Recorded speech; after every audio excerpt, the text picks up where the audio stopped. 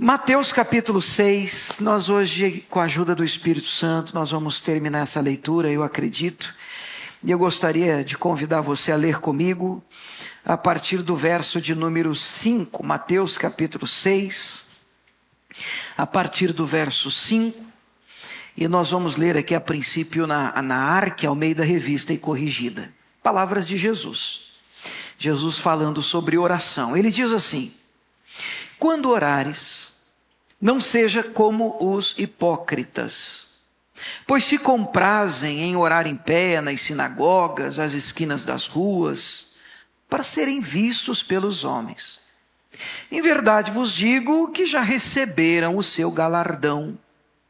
Mas tu, quando orares, entra no teu aposento e, fechando a tua porta, ora ao teu pai que vê o que está oculto, e teu pai que vê o que está oculto te recompensará. E orando, não useis de vãs repetições como gentios, que pensam que, por muito falarem, serão ouvidos. Não vos assemelheis, pois, a eles, porque o vosso Pai sabe o que vos é necessário antes de vós lhe o pedirdes. Portanto, vós orareis assim. Vamos lá, vamos juntos? Pai nosso, que estais nos céus, santificado seja o teu nome. Venha o teu reino. Seja feita a tua vontade, tanto na terra como no céu.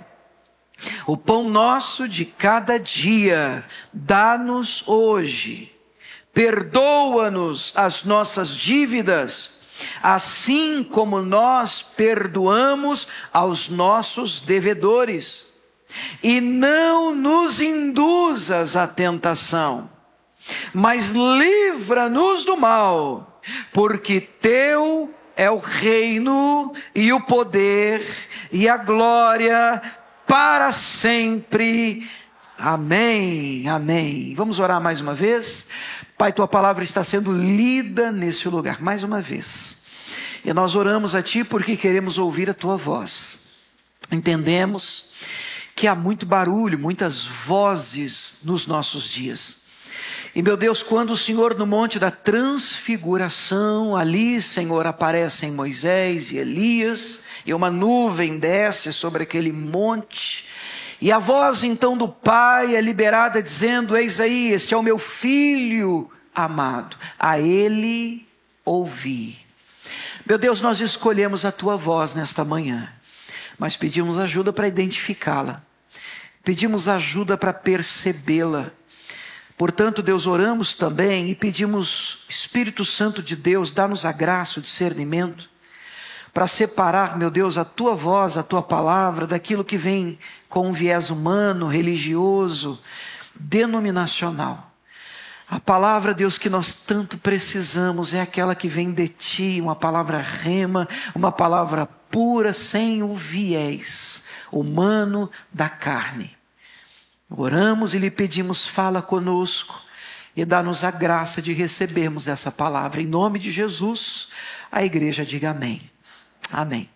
Nós começamos a semana passada e provavelmente terminaremos hoje o que eu nem sei se dá para chamar de estudo, mas um mapeamento, eu falei uma vez com o irmão aqui, uma fotografia, um retrato. Eu falei retrato, ele riu de mim, porque retrato denuncia um pouco a idade, né? Um retrato do Pai Nosso. Nós já vimos algumas coisas e eu gostaria de lembrá-los um pouquinho do que a gente tem aprendido, porque são muitas lições e eu reconheço. Às vezes é uma verdadeira overdose de informação. Então é interessante o que você anote, se você gosta, ou se você, à medida em que for aparecendo textos, você tira foto, você faz alguma coisa para você tentar absorver o maior número de informações possíveis. Nós temos como tema aqui do nosso encontro aprendendo a orar com Jesus Cristo, aprendendo a orar como Jesus. E se tem alguém que nós devemos imitar na oração é Jesus de Nazaré. Ele é o nosso mestre. É Ele que nos ensina, é Ele que está na frente, Ele é o nosso Senhor, Ele é o nosso guia, esse é o nosso maior exemplo. Há muito que se fala aí fora sobre oração e até dentro das igrejas. Existem muitas fórmulas mágicas sendo apresentadas. Existem alguns passos que, se você fizer isso e somar com aquilo, e aí você fizer assim, então assim, mas assim, dá assado. E com Deus as coisas, elas nem sempre funcionam deste jeito, desta forma, dessa maneira. Deus é soberano, como nós cantamos aqui, e nós precisamos reconhecer nessa manhã e nesse lugar que Ele faz o que Ele quiser, do jeito que Ele quiser. Você pode dizer amém por isso? Ele faz o que Ele quiser, do jeito que Ele quiser. Então, com isso, eu já estou dizendo a vocês que a minha intenção, nem de longe e nem de perto, é apresentar a vocês uma fórmula mágica de oração infalível, não. Mas eu também não posso fechar os olhos para a oração modelo que Jesus traz. Nós temos olhado para esta oração, não há nenhum problema em você fazê-la do jeito que ela está, nós até já fizemos aqui e provavelmente o faremos hoje novamente. Eu penso que esse não é o problema, mas se Jesus, antes da oração, de citar a oração do Pai Nosso, ele fala sobre um problema das vãs repetições, então me parece óbvio afirmar que esta oração não é só para ser decorada, repetida, sem que você tenha entendimento do que você está dizendo. Existem princípios, existem verdades, existem mensagens aqui, e nós estamos pedindo esses dias ajuda ao próprio Deus, para que a gente aprenda a orar como convém, a orar uma oração que mova o Senhor, que toque o coração do Senhor. E nós já separamos alguns princípios aqui, algumas verdades, algumas mensagens. Na semana passada, de uma maneira rápida, só para a gente lembrar, nós percebemos em primeiro lugar, número 1, que Deus é Pai. A oração, Jesus começa assim, Pai Nosso, não é? Pai Nosso. Isso é fantástico, porque até então, o Deus do Antigo Testamento e da lei parecia um ser tão distante, tão longe. E aí eu expliquei a vocês que depende muito do relacionamento e relação que você tem com o seu pai, ou teve com o seu pai, se é que teve, para despertar em você alegria ou não, porque tem gente que quando você diz Deus é pai, o coração dele azeda, porque a referência dele de pai não foi interessante, não foi boa. Mas Deus é o melhor pai que você pode ter. Ele não falha, Ele é fiel, Ele é bom, Ele é amoroso e Ele te ama. Se você está aqui essa manhã ou nos acompanhando em casa, e a sua experiência com seu pai foi a pior possível, eu quero dizer a você que você tem um pai que não vai te abandonar, que não vira as costas para você, que não vai abusar de você, um pai que vai estar contigo, inclusive a promessa dele, todos os dias até a consumação dos séculos. Deus é Pai. Vimos também, número 2, que Ele é nosso. O texto e a oração começa com Jesus dizendo, Pai Nosso. Isso mexe comigo, porque Ele podia dizer assim, Pai meu, e me mostra o perigo de um evangelho egoísta, às vezes pregado. O perigo de você abraçar um Deus para resolver sua vida e só a sua vida. E isso acontece hoje no nosso meio, onde as pessoas, elas não estão nem aí para o outro. O Evangelho de Cristo tem muito mais a ver com o outro do que com você. Não se resume aos pedidos que fazemos para mim, para eu, para mim, mais um pouquinho para mim, para eu, para mim, para mim. Não, o Evangelho, no Evangelho de Cristo não cabe egoísmo, pois o Pai é nosso. Amém? O Deus não é um Deus exclusivo meu, Ele é nosso. Também vimos, número 3, tudo isso foi semana passada, por isso eu estou passando rápido, né? Senão vai virar uma vigília hoje aqui. Nós vimos que esse Deus está nos céus, não é assim que ele começa orando? Pai nosso, que estás nos céus. Mas é óbvio afirmar que ele está em todos os lugares, porque Ele tem atributos como onipotência, que significa que ele é o Deus Todo-Poderoso. Onisciência significa que ele sabe todas as coisas. E onipresença, e nós podemos afirmar que Deus está em todos os lugares. Então o fato de dizer Pai nosso que estás nos céus não significa que ele está indiferente com aqui e a presença dele não esteja no nosso meio. Mas me ensina que os nossos olhos, como foi dito aqui hoje, até no nosso momento de intercessão, eles devem estar na eternidade. Nós precisamos, como igreja, não perder de vista a maior e mais importante promessa de Jesus Cristo para a sua igreja: o céu, a eternidade. E hoje se fala muito pouco de céu mesmo dentro da igreja. E hoje é perigoso você dizer para um crente: olha, Jesus amanhã está voltando, e ele virá para você: não, amanhã não, porque eu tenho um negoção para fechar amanhã. Fala para ele voltar semana que vem. As pessoas não desejam, nem na igreja, a eternidade. Perderam a esperança, o desejo ardente pelos céus. E nós precisamos recuperar isso. O Pai Nosso está nos céus.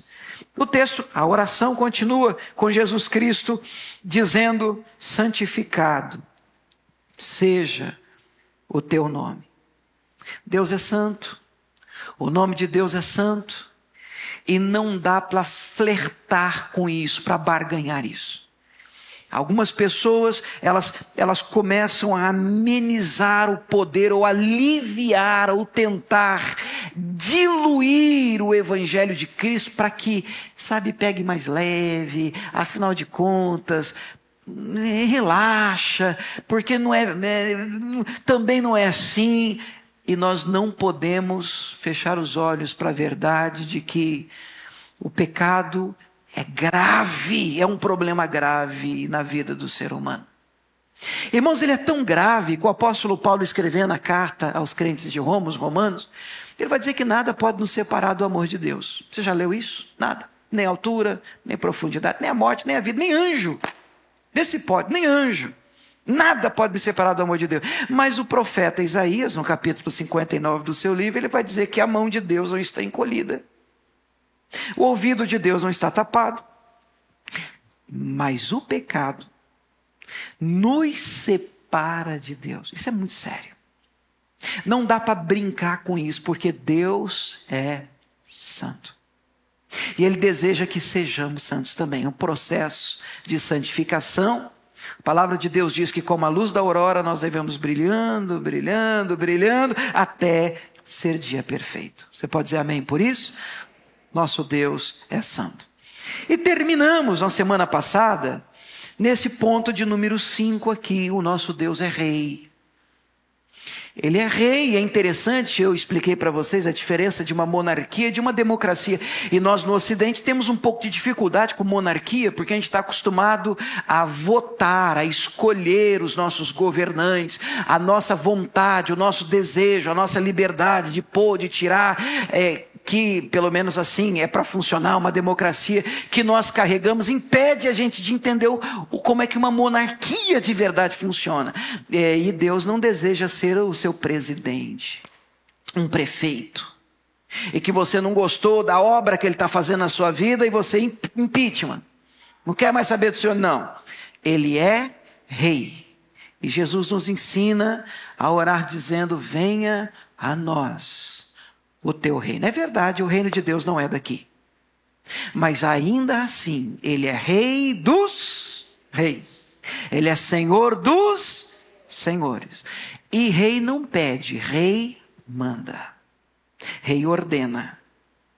E a minha vontade de oração, e nós terminamos a semana passada falando com Deus e pedindo ao Senhor que reine em todas as áreas da nossa vida. Que reine na nossa casa, que reine no nosso coração, que a vontade dEle, a palavra dEle, prevaleça sempre como uma ordenança, em nome de Jesus, na nossa vida, na sua, na minha, na nossa igreja, na nossa casa, em nome de Cristo. Amém? Vamos continuar daqui. nós vamos continuar a oração do Pai Nosso daqui. Número 6. E aí a gente vai gastar um tempinho aqui, peço ajuda a vocês, ao Espírito Santo, tá? A vontade de Deus. Jesus segue orando dizendo, venha o teu reino, e logo em seguida, seja feita a tua vontade, tanto na terra como no céu. Meu Deus, que frase desafiadora. Olha o peso, e ao mesmo tempo que essa frase liberada, essa oração dita, ela é desafiadora. Eu tenho que dizer para vocês que é a oração que vai trazer para a sua vida o maior alívio que você pode desejar. Eu gostaria que vocês olhassem para mim, e gostaria que vocês sentissem isso, preste atenção. Venha a nós o teu reino, e aí vem a oração, Pai, seja feita a tua vontade. Vocês estão vendo uma tonelada saindo das minhas costas? Tem que ajudar o pastor, tá? Um peso indo embora. Porque na maioria das vezes nós carregamos, lutamos, remamos, nadamos contra a correnteza, gastamos força e energia, quando deveríamos confiar que a vontade de Deus para mim, para você, para nós, é a melhor coisa que poderia nos alcançar. A melhor coisa que pode acontecer na sua vida é a vontade de Deus. Mas você tem que crer nisso. Você tem que acreditar nisso. Romanos, capítulo 12, versos 1 e 2, vamos ler? A palavra do Senhor diz assim: rogo-vos, pois, irmãos, pela compaixão de Deus, vamos traduzir isso. Eu peço a vocês, irmãos, pelo amor de Deus. Então é importante o pedido. Qual é o pedido? Pela compaixão de Deus, pelo amor de Deus, que apresenteis o vosso corpo em sacrifício vivo, santo, agradável a Deus, que é o vosso culto racional. Aí vem o 2. Não vos conformeis com este mundo, mas transformai-vos pela renovação do vosso entendimento. Transformai-vos pela maneira nova de pensar. Nada muda do lado de fora se primeiro não mudar aqui, ó.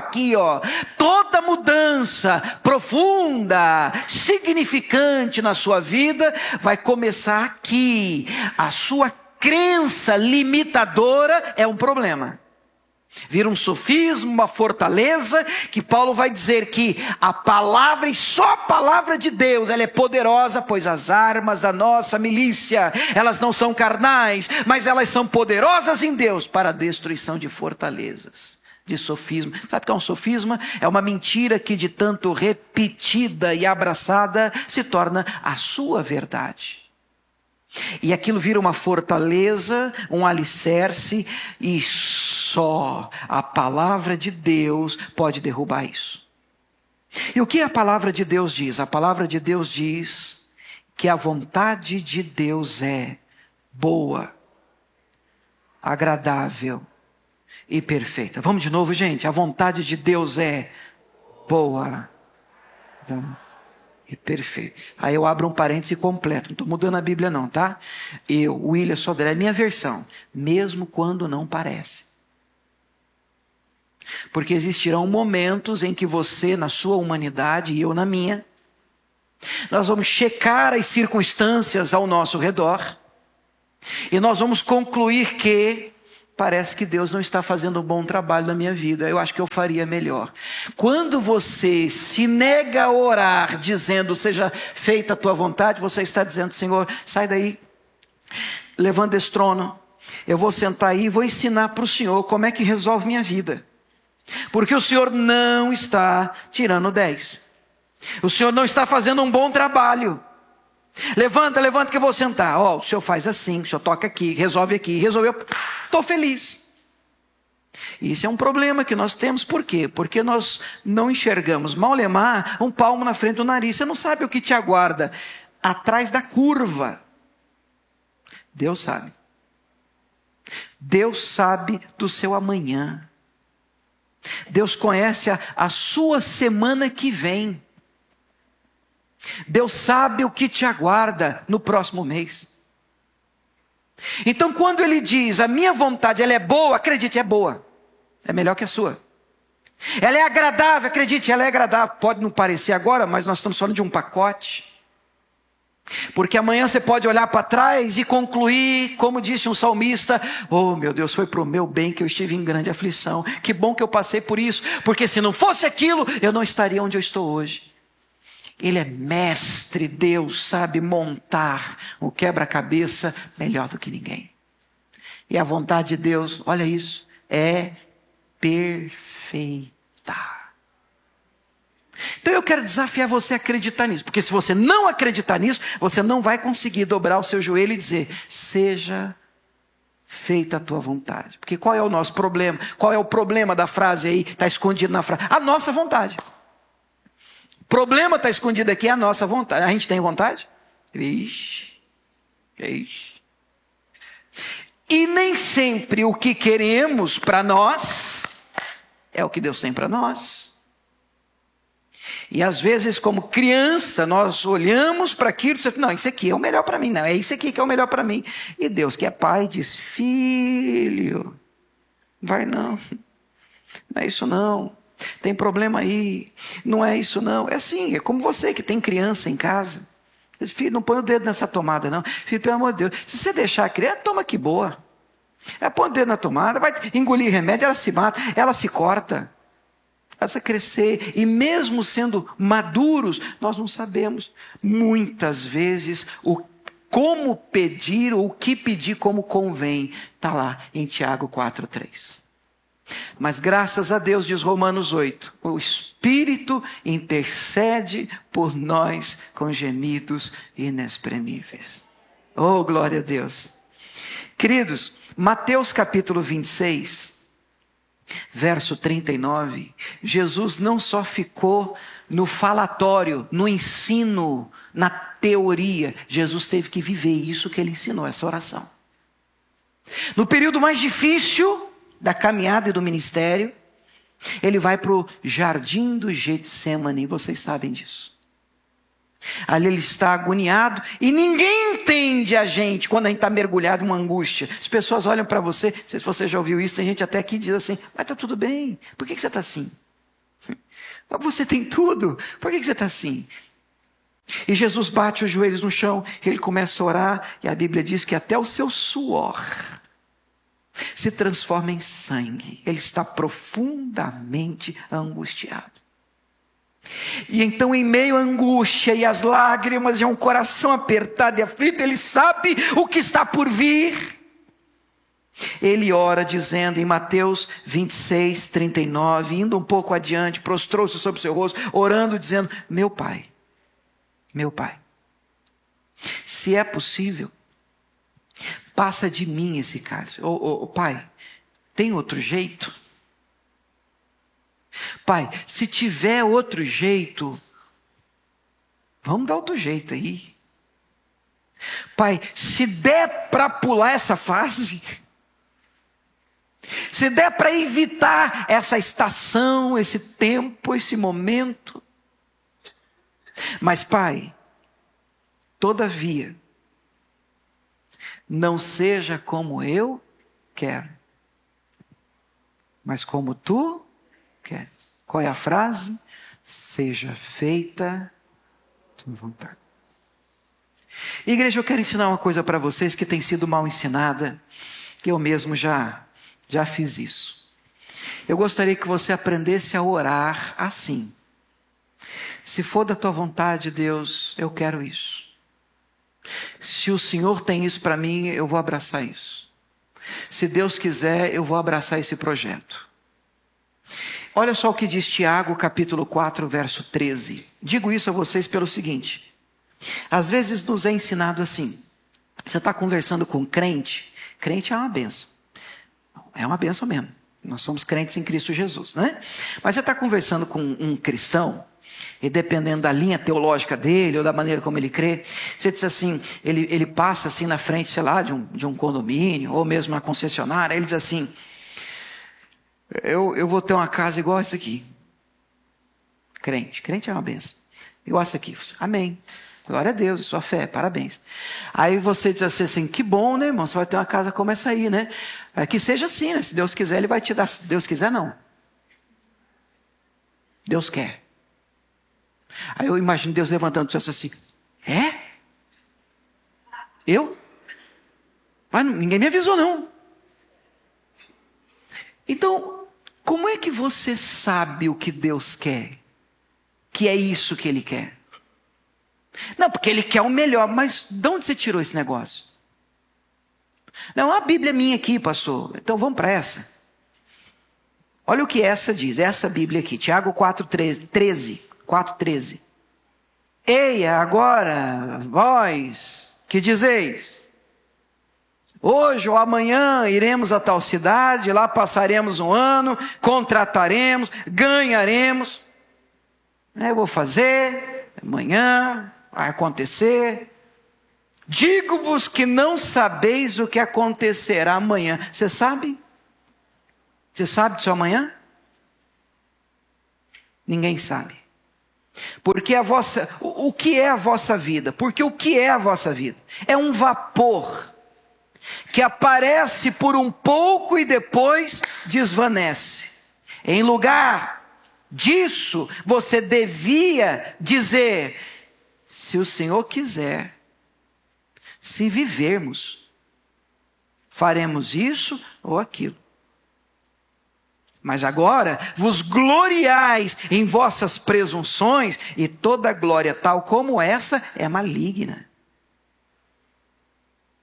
Então vamos orar certo, vamos desejar certo, vamos planejar, vamos sonhar, não há problema nenhum em você olhar algo e dizer assim, puxa, em nome de Jesus, né, eu gostaria tanto de ter, de conquistar, de abraçar, de crescer, e se o Senhor quiser, eu quero, porque aquilo pode ser a petição para você, mas se o Senhor quiser, eu quero. Amém ou não amém? Muito bem, número 7. O que mais que nós podemos aprender com a oração do Pai Nosso? Número 7, o pão nosso de cada dia. Pão nosso de cada dia nos dai hoje.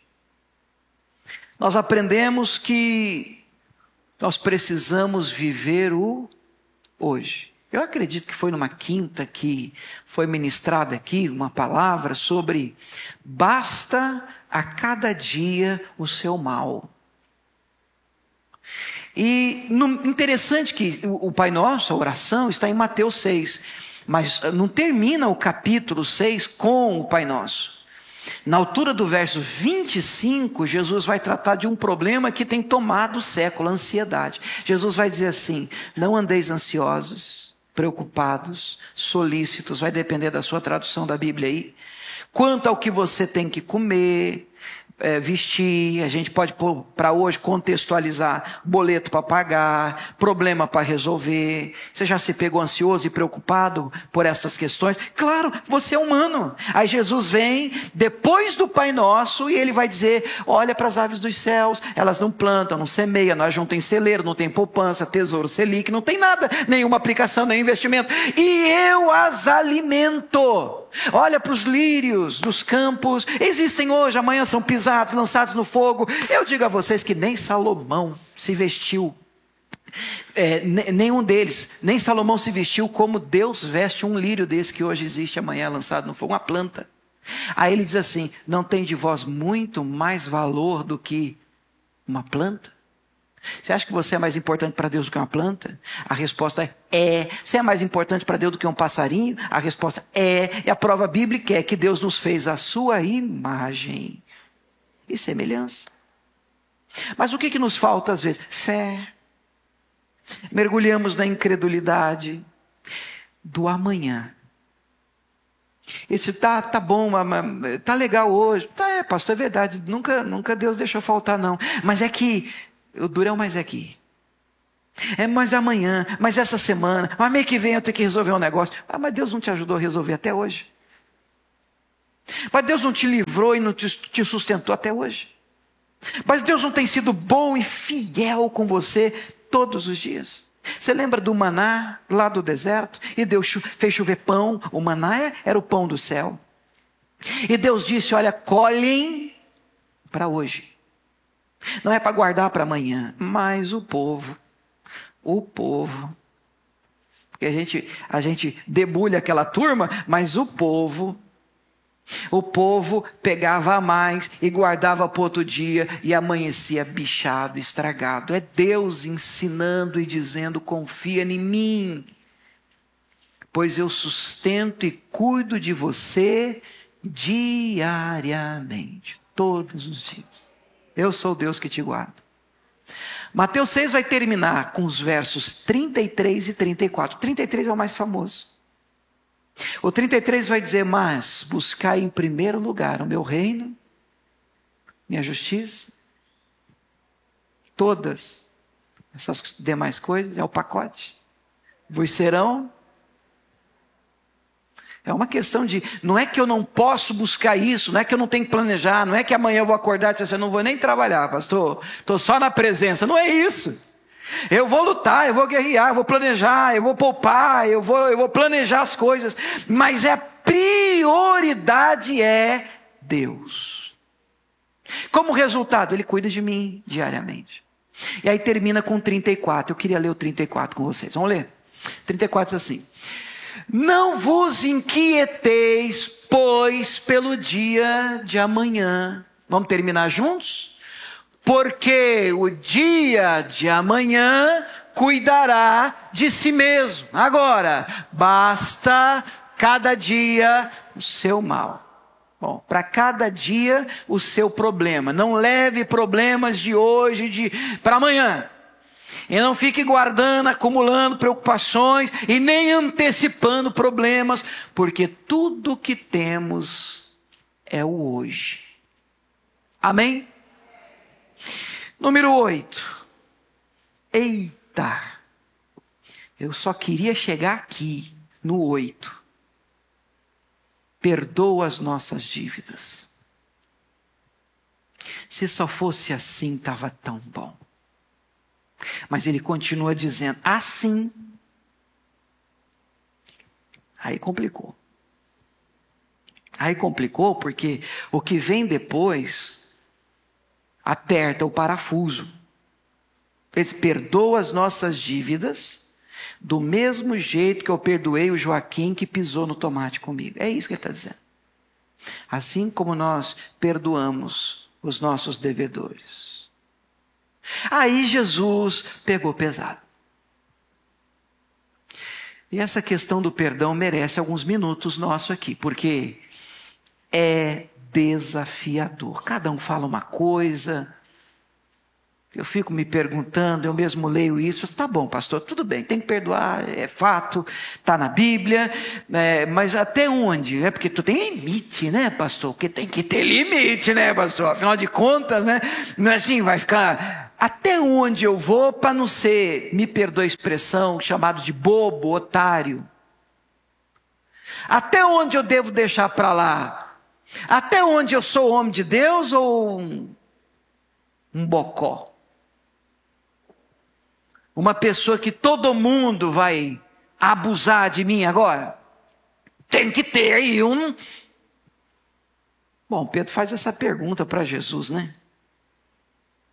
Está lá em Mateus 18, 21, e a gente lê na NVT, a nova versão transformadora. Diz assim, Mateus 18, 21. Pedro se aproximou de Jesus e perguntou, Senhor, quantas vezes eu devo perdoar alguém que peca contra mim?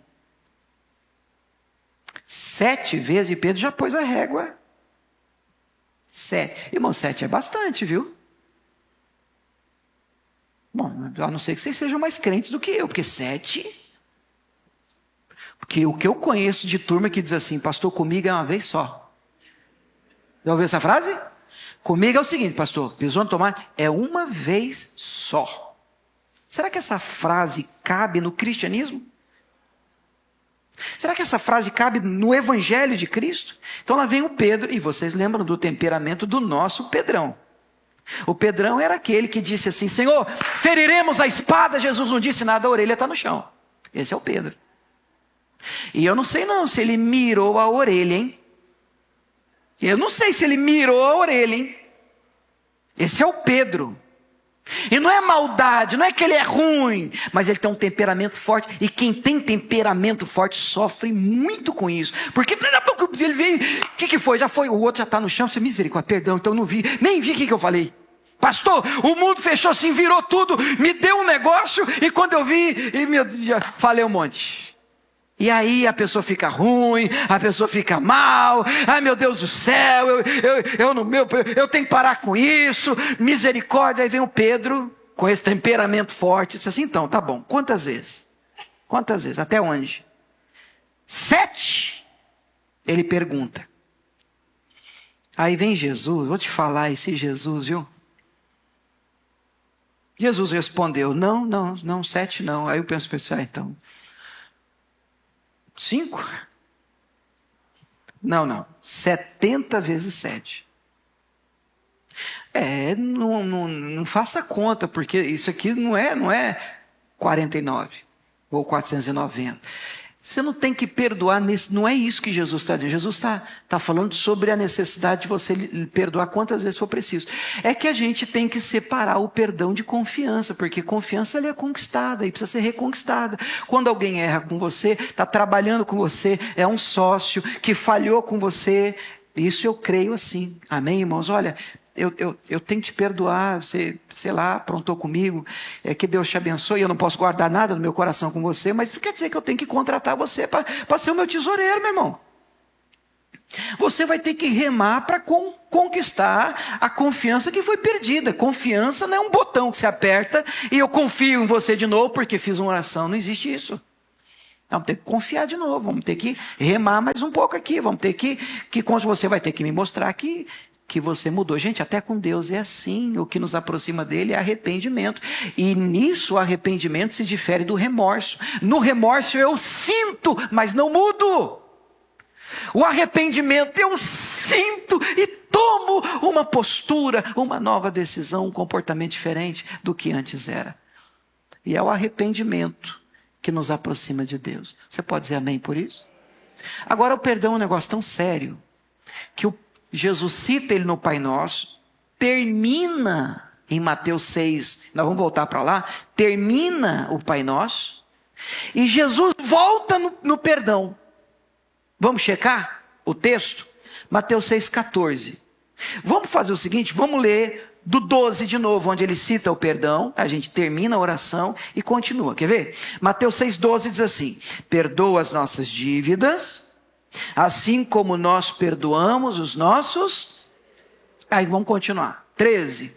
Não nos induzas à tentação, livra-nos do mal, porque teu é o reino, é o poder e a glória para sempre. Amém. Acabou a oração, amém? Acabou. Aí Jesus continua, depois do amém. O que vem depois do amém? Porque se perdoardes aos homens as suas ofensas, também vosso Pai Celestial vos perdoará a vós. Eita! E o próximo? Se, porém, não perdoardes aos homens as suas ofensas, também vosso Pai vos não perdoará as vossas ofensas. Sabe o que isso quer dizer? Que o perdão é uma bênção condicionada. O que isso quer dizer? Para você receber, você tem que dar. Você não recebe perdão se você não planta perdão. Você vai ser perdoado no nível em que perdoa. Gente, vamos repetir isso? Diga, eu serei. Você não fica mais animado, vai dar certo, em nome de Jesus, você vai conseguir, amém? Diga, eu serei perdoado no mesmo nível em que eu perdoo. E aí, como é que você está nessa questão de liberar o pescoço dos outros, sabe? Tirar a mão, virar algumas páginas, limpar esse coração. Eu preciso ler uma parábola, está lá em Mateus 18, depois que Pedro pergunta quantas vezes tem que perdoar, Jesus continua contando uma parábola. E você sabe que parábola eram histórias que Jesus contava para tentar ilustrar melhor o ensino. E o ensino é sobre o perdão e ter que perdoar várias vezes. Aí Jesus vai contar uma parábola. Eu queria que você ouvisse essa parábola com atenção. Essa que eu tenho que ler. Mateus 18, 23. Na NVT eu vou ler. Nessa nova versão transformadora. Portanto, disse Jesus, o reino dos céus pode ser comparado a um senhor que decidiu pôr em dia as contas com os seus servos que lhe deviam. Vai ouvindo a historinha. No decorrer do processo, trouxeram diante dele um servo que lhe devia 60 milhões de moedas. Vamos pôr reais para a gente ter uma... É só para entender, né? A dívida. 60 milhões de reais. Só para a gente entender a dívida. Uma vez que o homem não tinha como pagar, você tem 60 milhões aí, nem me conta. Você não pode nem levantar a mão. Nem na igreja. 60 milhões, é muito dinheiro. Uma vez que ele não tem como pagar a dívida, o Senhor ordenou que ele, a sua esposa, os seus filhos, todos os seus bens fossem vendidos para quitar a dívida. A penhora não era só de bens não, era de filho. Olha que situação. Vai perder, vai vender todo mundo como escravo para pagar parte dessa dívida impagável. Esse é o ponto. A dívida era impagável. Então, nós vamos vender tudo, inclusive a sua família para pagar a dívida. Mas no 26, este homem devedor, ele se curvou diante do seu senhor e ele suplicou: por favor, tem paciência comigo, eu pagarei tudo, eu prometo, eu vou pagar tudo. Então o Senhor teve compaixão dele e perdoou a dívida. Quanto era a dívida? 60 milhões. Tem que ter o coração do tamanho do mundo, né? Perdoar uma dívida. Ele não disse assim, tá bom, vamos diminuir. Não, ele perdoou, ele zerou. Ele disse, você não precisa pagar nem uma moeda mais. Nós não precisamos nem parcelar, não é isso que está em discussão. Acabou a sua dívida. Você está livre de pagar 60 milhões. Esse cara fica feliz? Pelo amor de Deus. Que isso? Uma dívida dessa perdoada? Ele sai dali perdoado. No entanto, verso 28. Quando o servo saiu da presença do seu senhor, ele foi procurar um outro servo que trabalhava com ele e que devia para ele 100zão. Quanto? 100zão. Quanto que ele devia e foi perdoado? 60 milhões. E agora ele foi cobrar uma dívida de quanto? 100zão. 100zão. Ele foi lá cobrar disso. Vocês estão vendo ele? Brabo, nervoso. Foi lá cobrar 100. Agarrou pelo pescoço e exigiu. E ele pagasse de mim. Me pagasse, seu miserável. Me dá, cadê o meu senhão? Me dê o meu senhão. Eu quero o meu senhão. Você está vendo ele com a mão no pescoço do outro? E o servo fez o que ele havia acabado de fazer. O que o devedor aqui faz? Ele também se curvou diante dele e suplicou. Ele disse a mesma coisa: tenha paciência comigo, eu vou pagar você o 100ão. Eu vou pagar, eu vou dar um jeito, eu vou arrumar esse 100zão aí. Eu vou pagar você. Porém, o credor não estava disposto a esperar. Mandou que o homem fosse lançado na prisão até que o 100ão fosse pago. 100ão. Não quero nem saber. Não, mas não quero nem saber. Cadeia. Quero que receber o meu 100ão. Irmãos, a conversa vazou. O fato vazou. E os outros servos, no verso 31, companheiros dele, quando eles viram ele agindo assim, eles ficaram tristes. E sempre tem alguém para entregar a gente, né? Eles foram contar para o senhor dele, aquele que havia perdoado ele de quanto que era a dívida, lembra? 60 milhões. Então foram lá contar para ele tudo o que havia acontecido. Então o seu senhor chamou o homem cuja dívida ele havia perdoado, chamou ele de volta.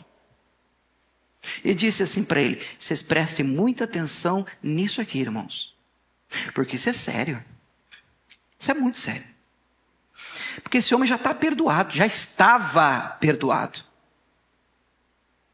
e agora, o que vai acontecer aqui agora, é algo, é diferente.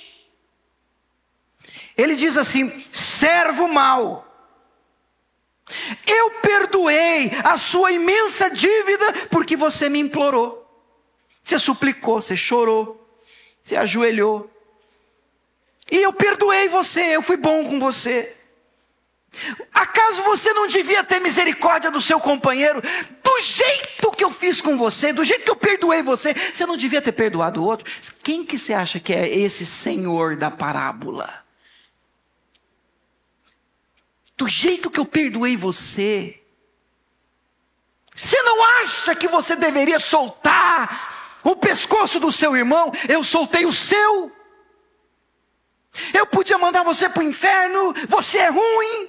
Não é lá essas coisas. Todos nós somos pecadores. Sua dívida era impagável, e o meu filho desceu, morreu, derramou sangue, e pronto, eu rasguei a cédula que era contrária, Colossenses 2,14. Eu cravei ela na cruz, eu zerei sua conta, para você ficar com birra do seu irmão. Você não conseguir olhar na cara dele, mudar de calçada. Você não conseguir congregar na mesma igreja que ele. Que céu é esse? Para onde vamos? Pois ele diz, irado, o seu senhor mandou o homem para a prisão, para ser torturado, até que pagasse toda a dívida. E assim, verso 35, lê comigo para ficar mais leve. Assim também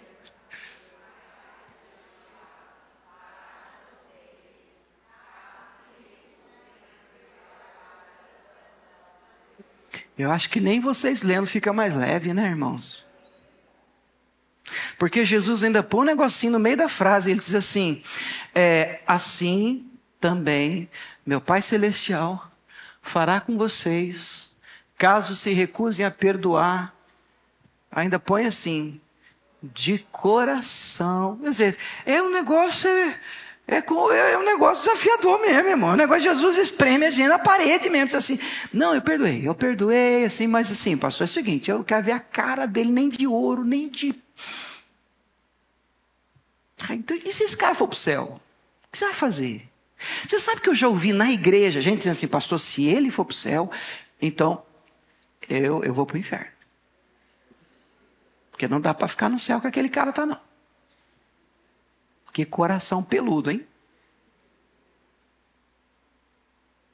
Perdoa as nossas dívidas, assim como eu perdoo quem me deve. Uau! Que Deus nos ajude. Que Deus nos ajude. Mas não termina aí não, está quase lá. Mas não termina aí não. Número 9. E não nos induzas à tentação. A gente ora, outra versão mais clara: não nos deixe cair em tentação. Glória a Deus, nós servimos um Deus que nos segura. Nós servimos um Deus que é capaz de nos poupar.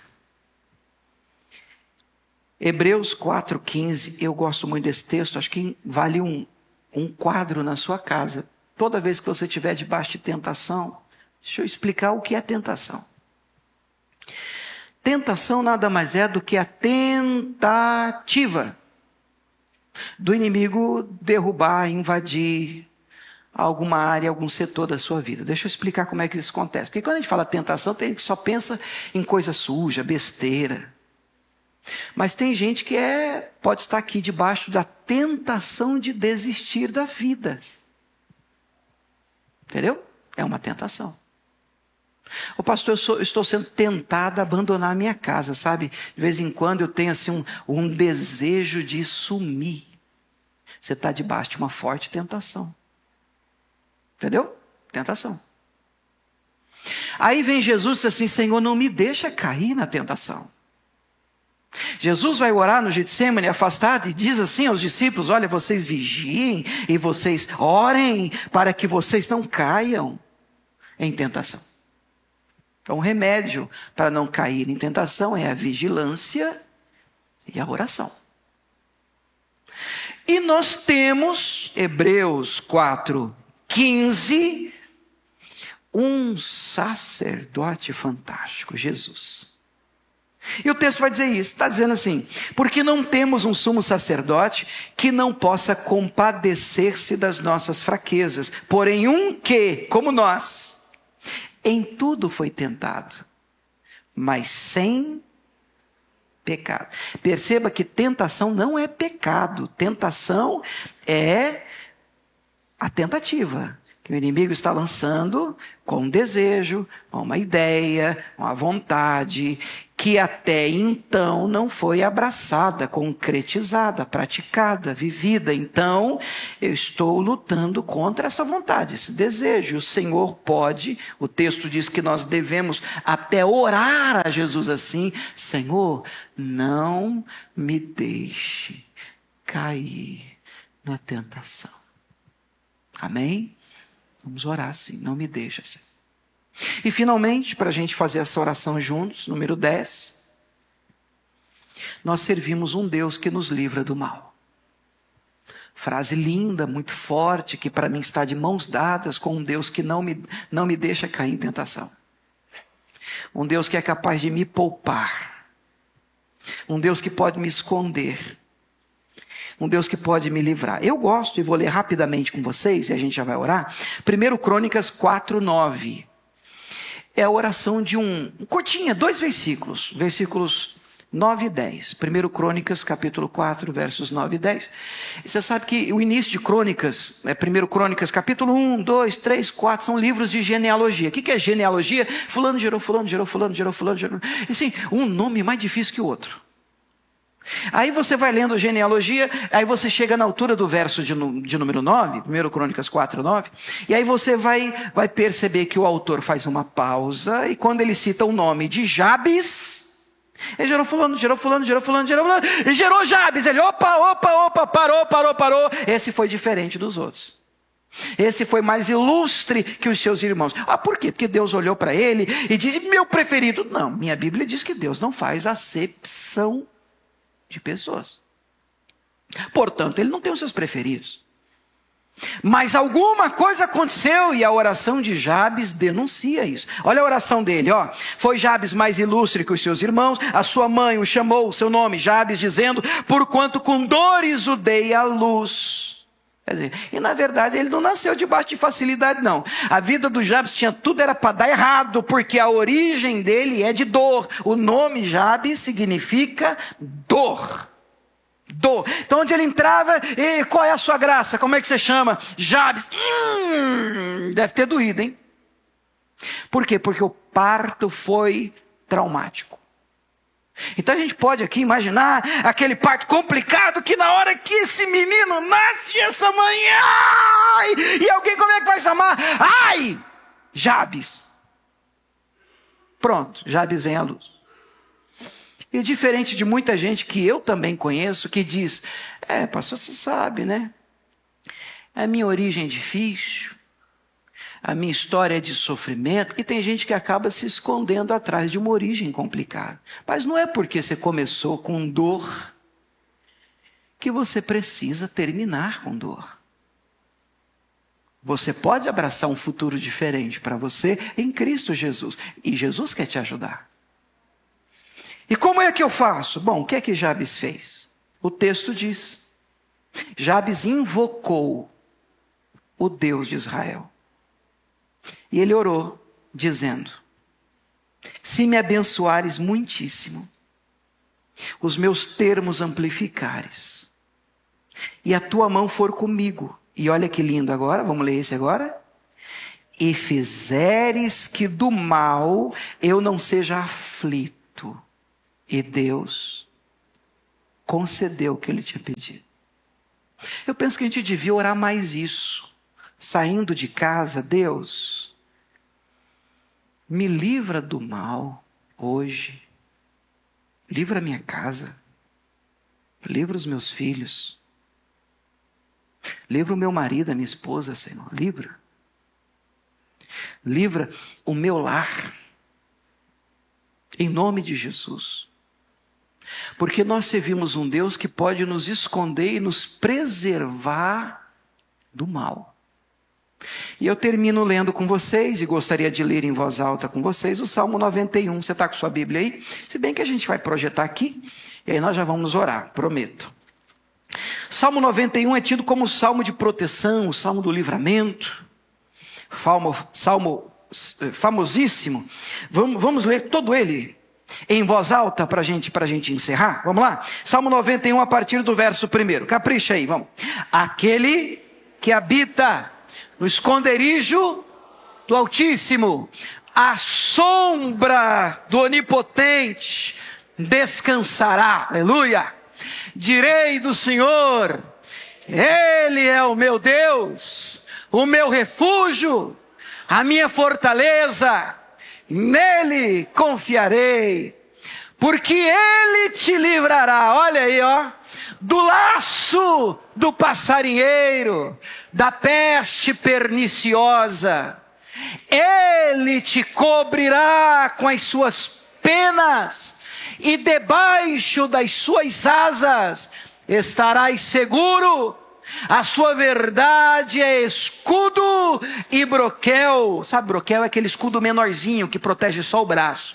Não temerás espanto noturno, nem seta que voe de dia, nem peste que ande na escuridão, nem mortandade que assole ao meio-dia. 1000 cairão ao teu lado, 10.000 à tua direita, mas tu não serás atingido. Aleluia!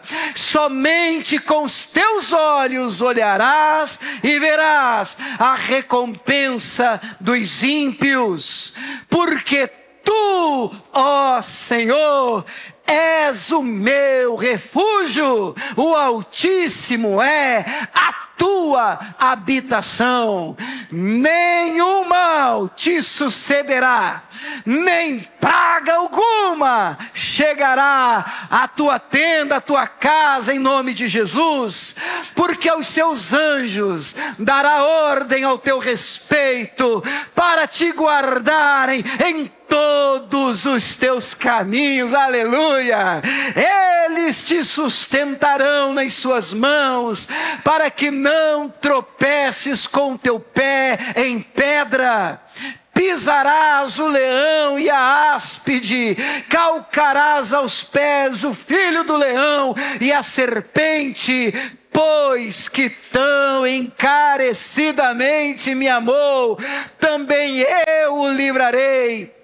Pô-lo-ei num alto retiro, porque conheceu o meu nome. Aleluia!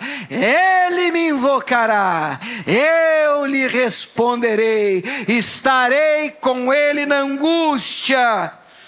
Livra-lo-ei e o glorificarei. Último, dar-lhe-ei abundância de dias, e lhe mostrarei a minha salvação. Vamos aplaudir a palavra do Senhor.